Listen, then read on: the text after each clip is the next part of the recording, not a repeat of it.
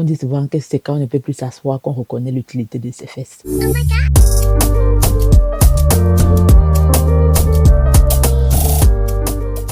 Hello, bienvenue sur Passons à l'action.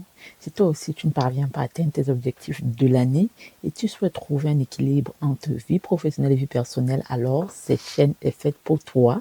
Ici, on parle de salariat, de parentalité et de business. Donc, si ce sont des thématiques qui t'intéressent, tu t'abonnes. Je suis Niki Emanga, consultante IT dans un cabinet de conseil à Paris. Alors, suite à ma vidéo qui parlait de l'éducation sur les menstruations pour nos enfants, je suis maman, j'ai eu plusieurs réactions, parmi lesquelles celle de ma maman qui m'a dit merci de parler de ça. J'ai eu vraiment plusieurs réactions. Des réactions de personnes dont je ne m'attendais même pas. Et malheureusement, il n'y a pas eu de réaction de mes proches ou de mes proches qui m'ont dit oui, moi, ma maman m'avait expliqué, moi, ma maman m'avait parlé de ça. C'était plutôt des réactions de style ah oui, moi j'ai vécu la même chose, moi, ma mère ne m'a pas parlé de ça, vraiment ta maman était très sage, ta maman était avant-gardiste, ta maman était... Bon, on dit souvent que c'est quand on ne peut plus s'asseoir qu'on reconnaît l'utilité de ses fesses. Pour nous à la maison c'était normal, mais vraiment au fil du temps on s'est rendu compte que c'était pas si normal que ça et qu'on avait eu la grâce d'avoir notre maman qui nous en a parlé, qui nous a fait ne pas nous sentir mal à l'aise par rapport à ce phénomène qui est tout à fait naturel pour une femme. Justement, je voudrais revenir sur la réaction de ma maman qui au-delà de me remercier d'avoir parlé de ça, parce que je pense qu'elle-même l'avait oublié, vu comment c'est normal pour elle de le faire avec ses filles. Elle m'a dit il y a quelques jours que toujours dans la quête, dans ses recherches, dans son envie de nous accompagner au mieux, elle s'est rapprochée d'un médecin et lui a demandé est-ce que des filles qui sont vierges peuvent avoir des maladies ou des infections. Le médecin lui a dit oui. Est-ce que des filles qui sont vierges peuvent utiliser des ovules pour se nettoyer? Là aussi, le médecin lui a dit ok, mais de base, ça se nettoie naturellement, mais si besoin, on peut utiliser des antibiotiques pour se nettoyer le corps pour la femme. Pourquoi je précise cela, c'est que parfois, des filles ont des règles douloureuses et elles ont même peur d'en parler à leur maman parce qu'on va les gronder. Oh, n'est-ce pas, tu connais déjà l'homme. N'est-ce pas, tu dis à maman que oh, maman là-bas, ça gratte.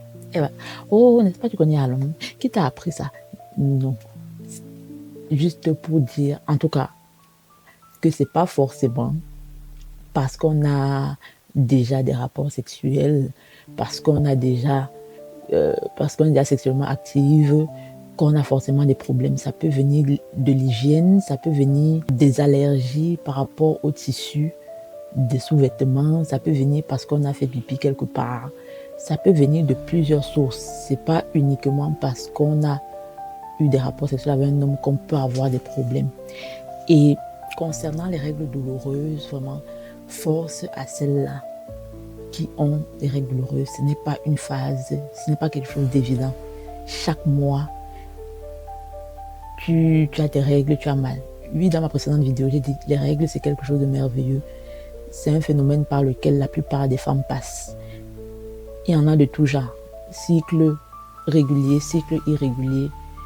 Mais même dans les règles douloureuses, il y en a dont la douleur est entre guillemets supportable, mais il y en a d'autres pour qui c'est vraiment la maladie. Et je ne peux qu'être compatissante et dire seulement force à vous qui traversez ces phases-là chaque mois, des règles douloureuses. Moi, j'en connais personnellement qui sont complètement alitées lorsqu'elles ont leur période. Et c'est très difficile. Donc, j'invite les tontons, les papas, qui ont leurs femmes, leurs épouses, leurs partenaires de vie. Pendant cette période-là, je vous invite vraiment, je nous invite, même si tu as ta grande sœur, tu sens que la période-là n'est pas bien. Vraiment, je t'invite, toi, qui est à côté d'une personne qui traverse cette phase-là, à vraiment te mettre à sa disposition parce que c'est pas évident. Les règles douloureuses, c'est vraiment handicapant. J'invite vraiment les dames qui ont ce problème-là à se faire consulter. Moi, je ne suis pas médecin, je ne suis pas experte, je ne suis pas médecin du tout. J'invite vraiment les dames à se faire consulter. J'invite les mamans qui ont leurs filles qui souffrent de cela à également amener les filles en consultation. Ne pas directement les juger, non, c'est pas bon. Parce que ça va faire que la jeune fille pourrait grandir, ça pourrait faire en sorte qu'elle puisse grandir et être même enceinte, elle ne vous dit pas. Et ça concourt au fait que on pourrait peut-être potentiellement perdre une vie parce qu'une grossesse n'a pas été suivie, parce qu'une jeune fille a eu peur d'aller dire à sa mère qu'elle ne se sent pas bien pendant sa période. Donc ça peut avoir vraiment des conséquences dramatiques. Je nous invite vraiment à installer le dialogue sur cette thématique-là, sur plein de thématiques encore, on va en parler sur la chaîne, mais sur cette thématique-là, vraiment avec la jeune fille, j'insiste sur la jeune fille parce que moi je suis passée par là. Pour la jeune fille, je nous invite à instaurer le dialogue pour que nos jeunes enfants se sentent libres de nous parler, de nous faire part de leur malaise pour qu'on puisse les aider. Parce qu'on monte, on descend, l'objectif même de gronder que oui, tu connais alors. C'est toujours parce qu'on se soucie. C'est toujours dans un objectif de sensibiliser. Mais peut-être ça se fait de la mauvaise façon. Peut-être, peut-être pas.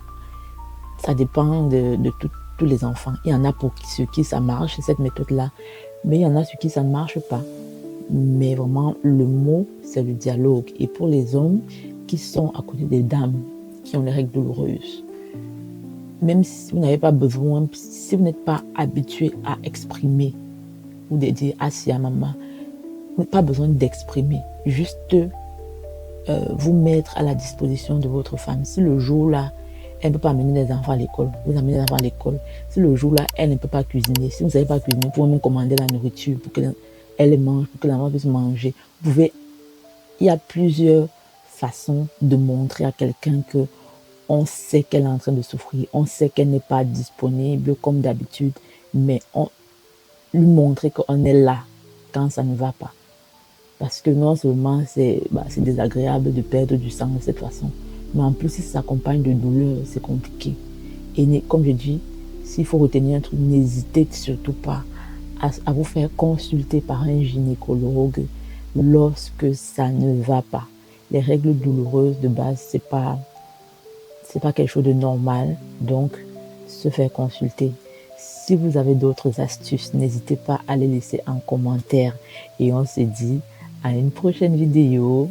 3, 2, 1, action!